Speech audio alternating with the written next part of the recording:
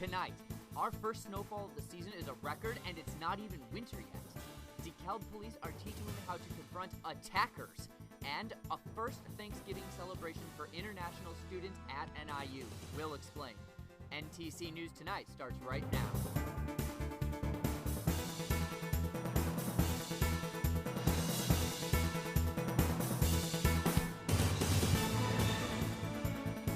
You're watching NTC News, DeKalb County's only television news source, on the campus of Northern Illinois University and from the Northern Television Center.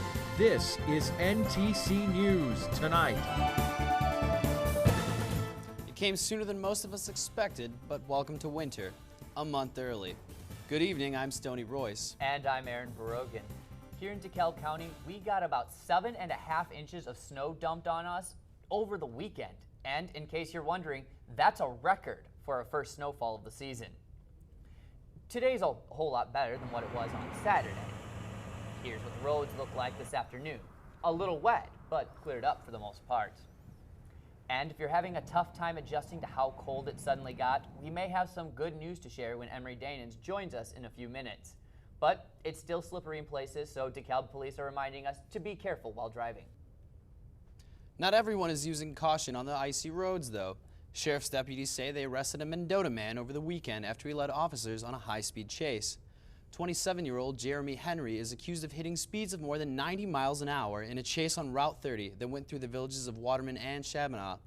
Deputies say they had to use stop sticks to blow out the tires on Henry's truck.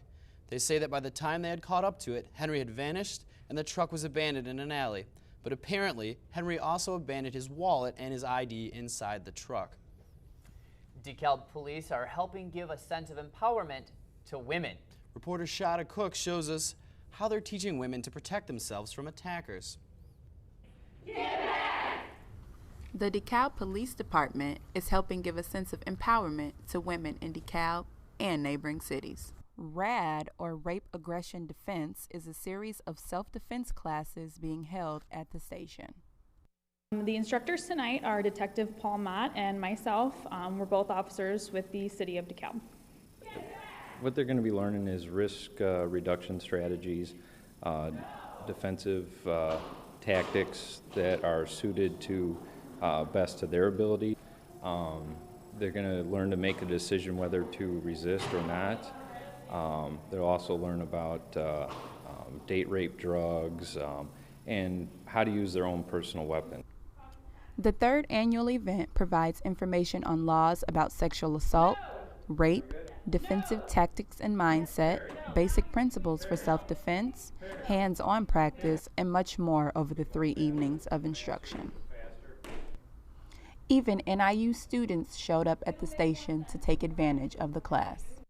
Yeah, I think it's really important for every woman to learn how to protect herself out in the real world. Thanks to the officers at the police department, these women can significantly decrease their chances of becoming a victim. For NTC News, I'm Shada Cook. The police department offers the training every year free of charge. A Hinckley man is in critical condition after shooting himself after some tense moments with the police. Hinckley police found 49-year-old Robert Bohannon threatening 2 people with a .38 caliber pistol before turning the gun on himself. The 2 victims were able to escape. Hinckley has some history-making news worth telling you about. The Harlem Globetrotters are celebrating their 90th anniversary there as part of their world tour. The team says it is planning to play a game in January at the Hinckley Big Rock High School. The event is sold out already, and here's why. Hinckley is where the Globetrotters played their first game ever. Across the state, more prison inmates are being released on parole, as lawmakers are trying to reduce the prison population. But funding to help parolees stay out of trouble has dropped dramatically because of the state budget crisis. The DeKalb City Council is debating if its members should get a pay raise. Alderman Dave Baker wants to increase council members' salary from just over $5,000 to at least $12,000. The council is expected to discuss the proposal at tonight's meeting. It's not always easy to get kids interested in reading. No, but NIU's STEM program is doing just that. NTC's Patrick Oslin shows us STEM is making reading come to life for some students by acting out real-life scenes from a popular series of books. There's no cameras supposed to be here! STEM Read hosts semi-annual events based on young adult novels and teaches high school-aged children the sciences behind those books. The field trips are really the big thing that we do. We do one field trip in the fall and one field trip in the spring. And between those field trips, we have online materials that go along with the books. So we do expert interviews, we do interactive games, we do lesson plans, and a variety of other things that kids can interact with online. The Fall 2015 event is based off of the quarantine novels written by Thomas Voorhees and Lex Raby, who formed the author duo Lex Thomas and are present at the event. I mean, it's just it's a treat, first of all. Yeah, it takes so long to figure these things out and to write them, and then they're just living in your head. But the duo say that it is exciting to see their books acted out in front of them and are happy to be at the event. When I heard that they had an abandoned middle school and kids are gonna get run wild, that sounded like the coolest thing. Like, I would love to do that. Like in high school, if you told me there was an abandoned school, you're gonna get to color your hair, pick a gang, and run wild. Running wild with a food drop activity from the books to end the day. For NTC News, I'm Pat Olson. NIU STEM Read hosts semi-annual field trips to get high school kids excited about science, technology, engineering, and math fields in hopes to inspire them to go to college. Construction on the new expansion to the DeKalb Public Library is coming to an end. And NTC's Stoney Royce right here tells us what the expansion is leading to. Excavators, steamrollers, and bobcats may not be the quiet images that come to mind when you think about a library, but here in downtown DeKalb, that's exactly what you will find over the next few months. Construction is on track for the library expansion's grand opening on Martin Luther King Day next January. The library is close to getting the space it badly needs. Construction is nearly complete on the massive 45,000 square foot expansion. The long overdue expansion is about more than just bringing the library into the 21st century.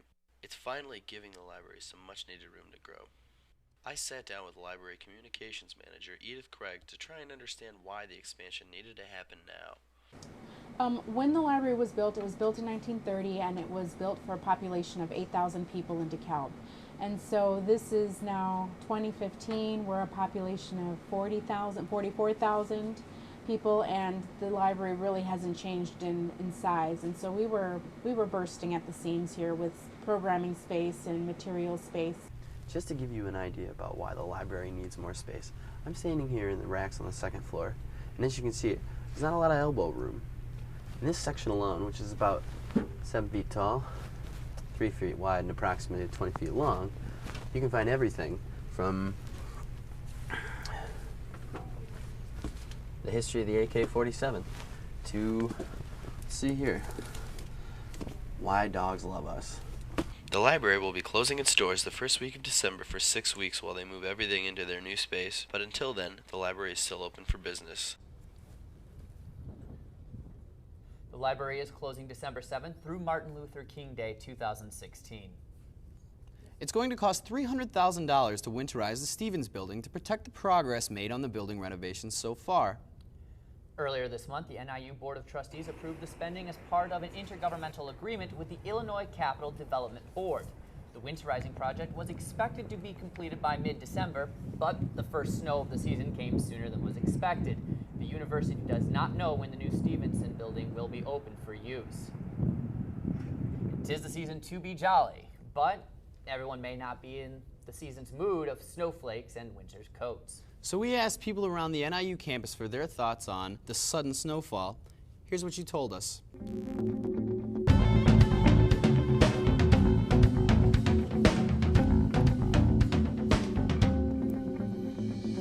went out and we played in the snow. We made snow angels and we ate a lot of snow. We were both inside and we were working on stuff and we were really bored, and then we just saw that it was snowing, and so we ran out. And I definitely did. I was just planning it out there. I did not plan the snow this weekend.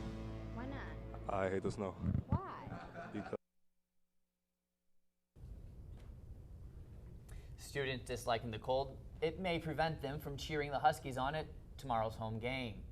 Let's hope the weather isn't too terrible outside to get the Huskies out to fill the stands. Every Danans is out at our weather station now with updates.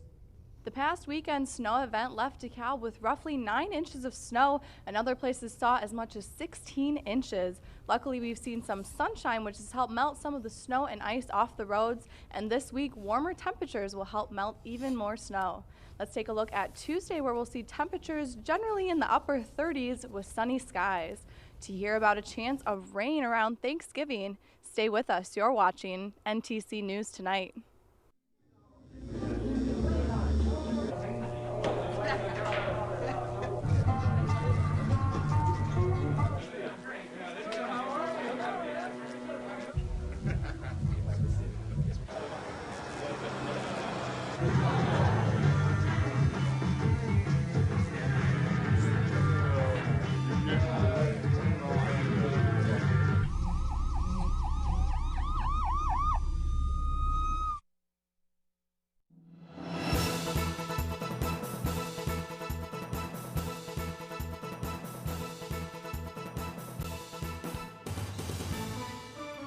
Welcome back, everyone. I hope you all made it through this weekend's snow event. It was Chicago's second largest November snow event for the past 120 years, so pretty intense for our first snowfall of the year.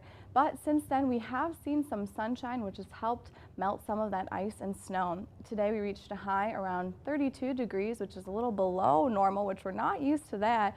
But we will be getting warmer later this week, so don't worry. And then tonight we'll experience an overnight low about 19, pretty chilly out there. If you were outside today, you probably saw clouds in the morning, but those gave way to very sunny skies this afternoon, which again melted a lot of that snow, making some of the roads a little bit safer to drive on.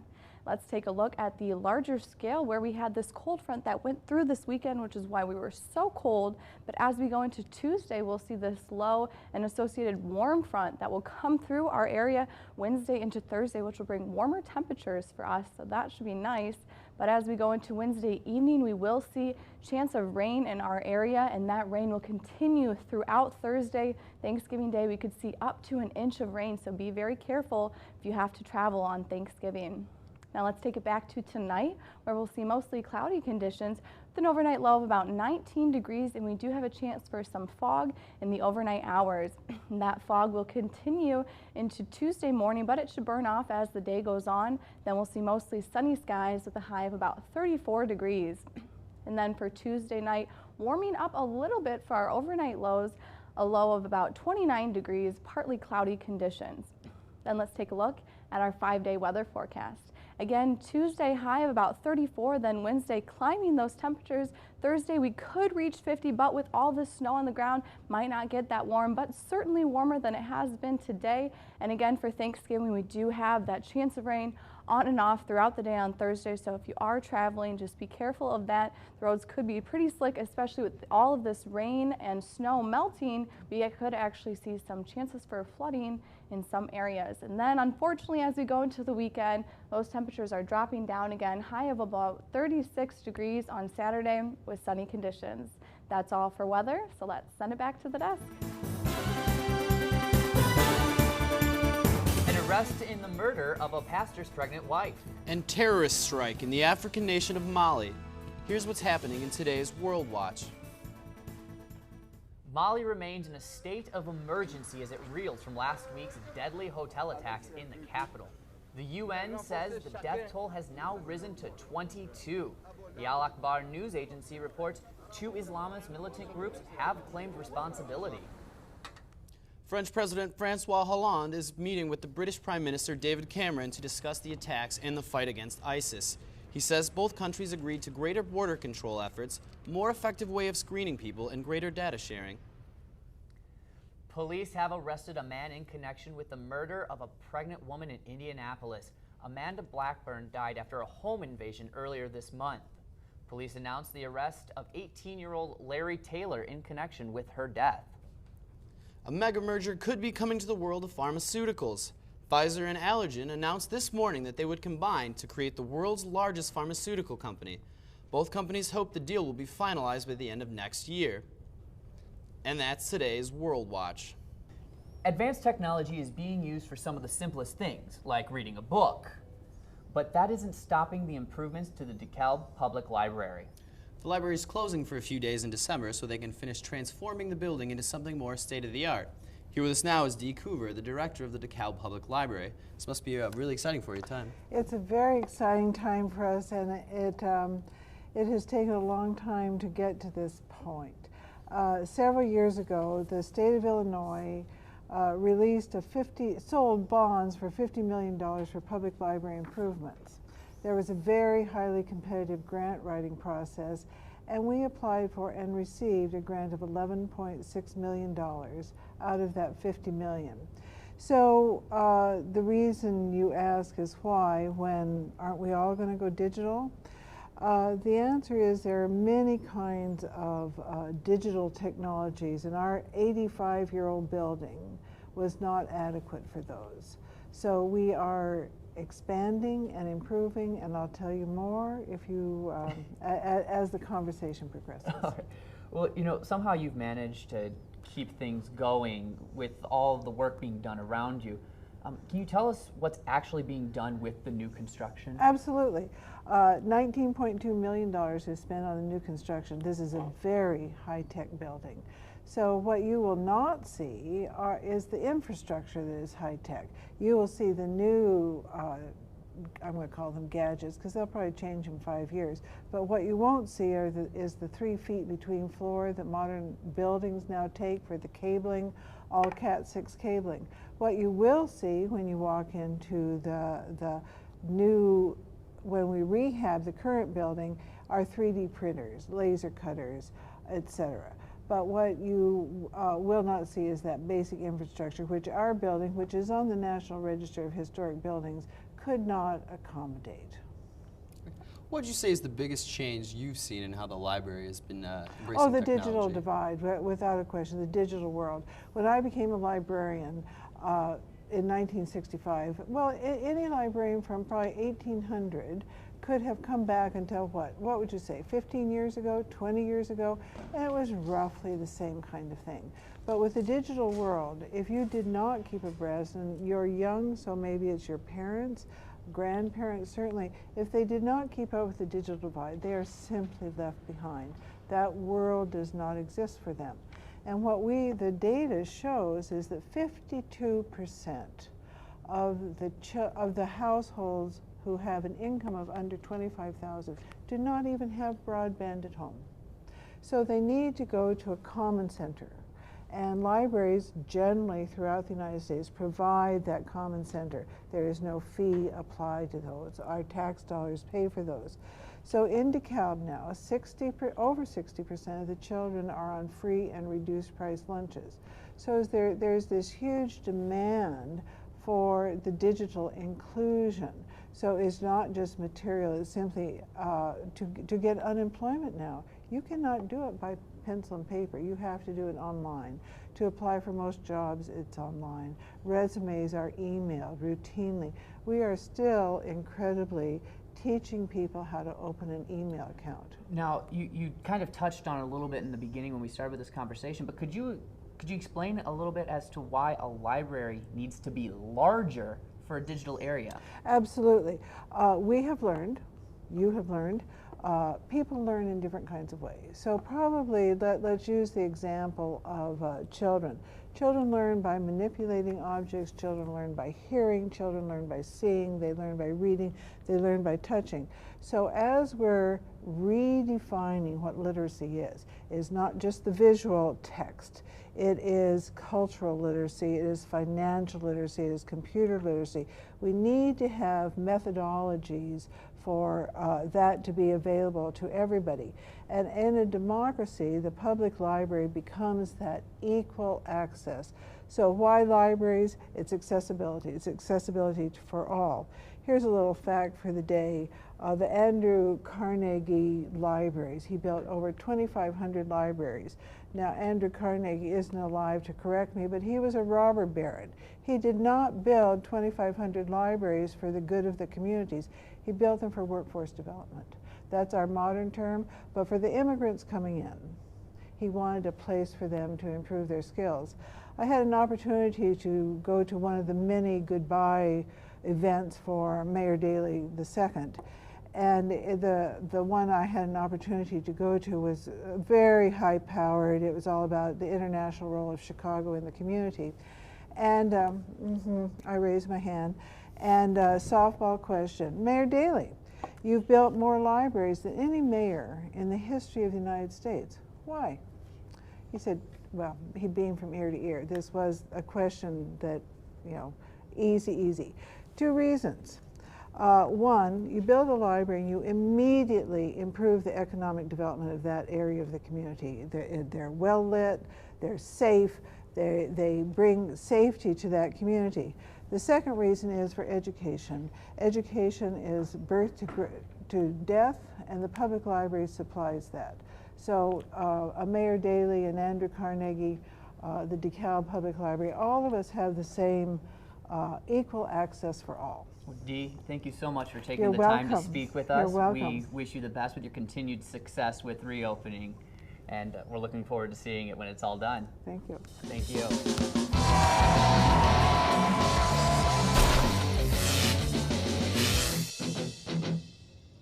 Welcome to NTC Sports. I'm Ryan Mack. The weekend in Chicago sports can be summed up in just 2 words: bad break. Let's begin with the Bulls game on Friday. The Bulls took on Steph Curry and the undefeated Golden State Warriors. Let's look at some of the highlights from that game. We go straight to the 4th quarter. Bulls down by 3. Kirk Heinrich buries a 3-pointer to tie it at 89 apiece. Next play, Bulls back on defense. Steph Curry shoots the 3 but misses. A little scurry to get the ball there, and Klay Thompson finds Curry on the arc, and he drops that one. 2 minutes later, Harrison Barnes has the rock. He finds Draymond Green down low. Green behind the back pass to Curry again, and he lays it in, and the Warriors keep up the scoring.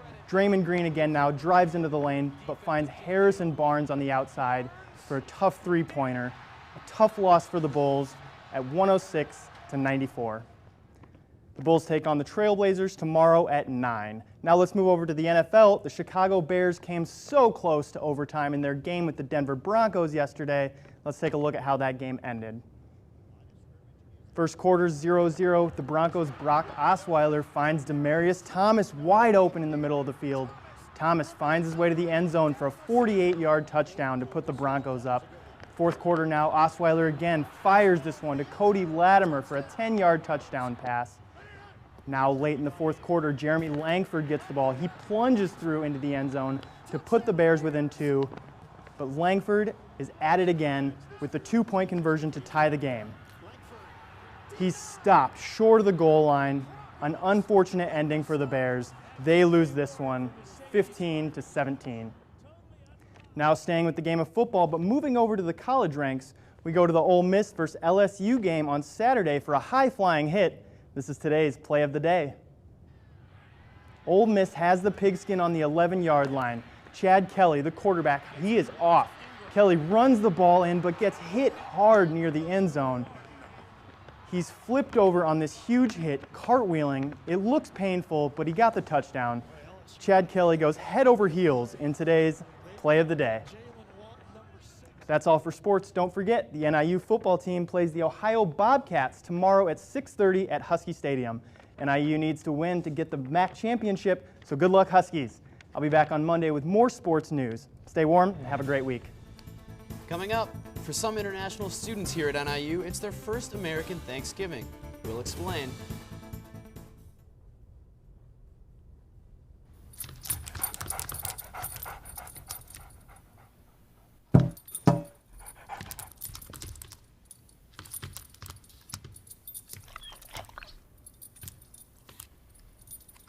There's a shelter pet who wants to meet you. Meet one today. Visit theshelterpetproject.org. Adopt. Thanksgiving break is approaching and students are excited about family time. Some students are even looking to enjoying turkey for the first time. Reporter Sada Kendor shows us some students' first experiences in our cultural tradition. Green bean casserole. Can I borrow those? Yeah. It's really hard to say what my favorite thing about Network of Nations is, but without a doubt, we love to get to know the students from many different cultures. And it's important to me as a Christian to love the foreigner who is here. It's part of my faith. And it's just truly awesome to spend my time with internationals, not just students, but young ones like this guy. Well, we don't usually have a Thanksgiving back in China, so this is my first time having Thanksgiving here. It's really new to me, and I'm happy to be here to experience the culture of Thanksgiving. My favorite food tonight is the salad, where it's cabbages and oranges and nuts.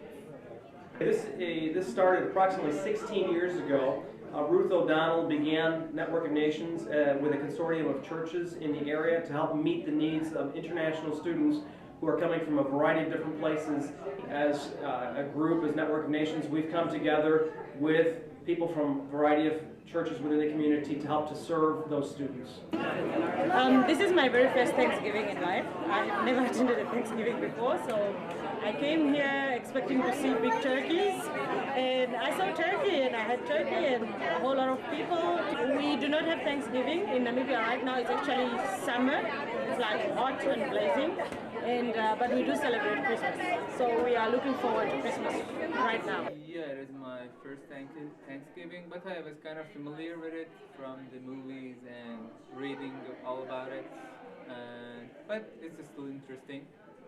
The first thing that got my attention was the history behind it, and food. I always knew turkey, but I'm looking forward to see if turkey makes you sleepy or not, because I heard that happens. I'm looking forward to see if that's right or not. Thanks, Sada. Stuffing with warm gravy sounds like a good idea, especially with the snow and the cold weather outside. Let's send it out to Embry Danitz for one last check at our weather station. Just a reminder, Thursday and Friday we could see a chance of some rain, so if you're traveling for the holiday, be sure to drive safe. Thanks, Emery. NTC News Tonight is produced and directed by students here at Northern Illinois University. We want to thank you all for joining us. Enjoy the Thanksgiving holiday. We'll be back the same time next Monday. Goodbye, everyone.